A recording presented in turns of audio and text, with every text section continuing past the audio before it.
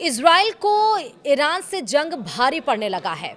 Benjamin Netanyahu का खजाना खाली होने लगा है और इसीलिए बेंजामिन नेतन्याहू सीधे अमेरिका पहुंच गए हैं, जहां पर उन्होंने जेडी वेंस यानी उपराष्ट्रपति से मुलाकात की है, अधिकारियों से मुलाकात की है। आईडीएफ के अधिकारी भी वहां पर मौजूद रहे।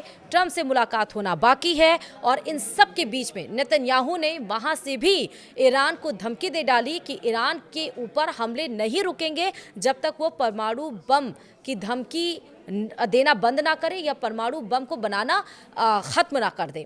और इन सब के बीच में रशिया का भी इंटरफेरेंस हो चुका है। जी हाँ, व्लादिमीर पुतिन ने बेंजामिन नेतन्याहू को चेतावनी दी है। उन्होंने इजराइल को ईरान के ऊपर हमले करने की निंदा जताई है और ये भी कहा है कि राजनयिकों का जो भी रूल्स एंड रेगुलेशंस है उन सबको ताक पर रखा जा रहा है। राजनयिकों की जो भी नियम है उन सबको ताक पर रखकर और ईरान के ऊपर हमला कर रहा है इजराइल, इसको बंद होना चाहिए वरना अंजाम अच्छा नहीं होगा।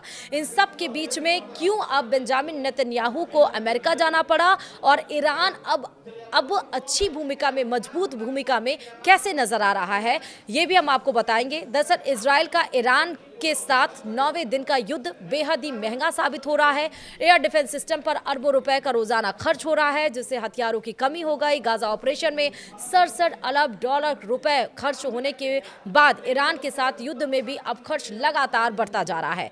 रात भर हमले हुए हैं। इधर नेतन्याहू अमेरिका पहुंच चुके हैं, जेडी वेंस से मुलाकात की है, अधिकारियों से मुलाकात की है, ईरान पर हमले ना रुकने की चेतावनी दे डाली और परमाणु बम ना बनाने तक की ये चेतावनी दी गई है। साथ ही उधर रशिया यानी पुतिन ने इजराइल को चेतावनी दी है कि ईरान पर हमले की और कहा है कि राजनयिक नीतियों का उल्लंघन लगातार नेतन्याहू कर रहे हैं, इसको बंद करना चाहिए वरना अंजाम अच्छा नहीं होगा। सब कुछ आपको वीडियो में विस्तार से बताएंगे। नमस्कार, आप देख रहे हैं न्यूज़ 18 का डिजिटल प्लेटफॉर्म। मैं हूं आपके साथ श्रुति श्रीवास्तव। इजराइल के लिए ईरान के साथ युद्ध बेहद खर्चीला साबित हो रहा है। एक तरफ इजरायली हथियार नष्ट हो रहे हैं तो दूसरी तरफ ईरानी ड्रोन और मिसाइलों को इंटरसेप्ट करने का अरबों रुपए का खर्च हो रहा है। मुश्किल तो ये है कि इजराइल के पास एयर डिफेंस की इतनी मिसाइलें नहीं कि वो लंबे वक्त तक ईरान से जंग लड़ सके। हालांकि हथियारों की किल्लत के बीच एक बार फिर अमेरिका ने मदद की और 14 कार्गो विमानों से इजराइल में हथियार भेजे गए हैं। हर धमाके से सिर्फ तबाही नहीं मचती बल्कि करोड़ों रुपए भी भस्म हो जाते हैं। इजराइल चाहे ईरान पर हमला करे या फिर खुद को ईरान के हमले से बचाए, उस पर हर धमाके के साथ युद्ध के खर्च का बोझ बढ़ता जा रहा है। एयर डिफेंस पर ही इजराइल हर दिन 17 अरब रुपए खर्च कर रहा है। इजराइल के एरो एयर डिफेंस की मिसाइल की कीमत करीब 16 करोड़ है।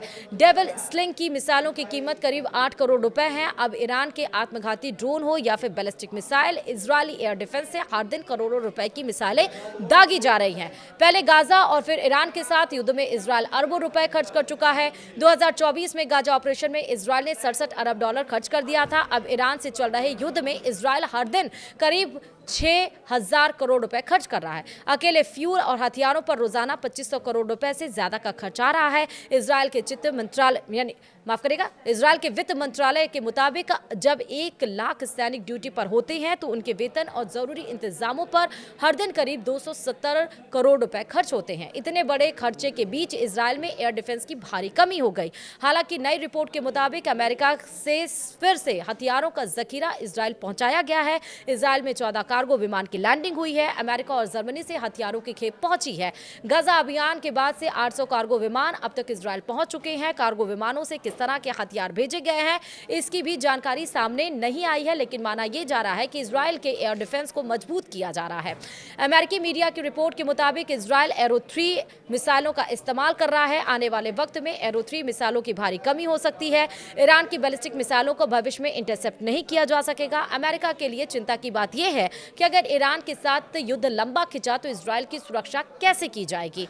ईरान से इजराइल को हवाई सुरक्षा देने के लिए अमेरिका अपनी नेवी की तैनाती बढ़ा रहा है। फिलहाल एयर डिफेंस के साथ फाइटर जेट से भी ड्रोन पर हमले हो रहे हैं, लेकिन इसके लिए एयर टू एयर मिसाइलों का इस्तेमाल हो रहा है। ईरान अगर ड्रोन से हमले जारी रखता है तो इजराइल के पास एयर टू एयर मिसाइलों की भी भारी किल्लत हो जाएगी। और इसी के साथ ही अब ईरान ज़्यादा मजबूत भूमिका में नजर आ रहा है और इजराइल अपने आप को कमज़ोर समझ रहा है और इसी के लिए ही वो अमेरिका गया है और मुलाकात कर रहा है। इस वीडियो में इतना ही। देखते रहिए न्यूज़ 18। नमस्कार।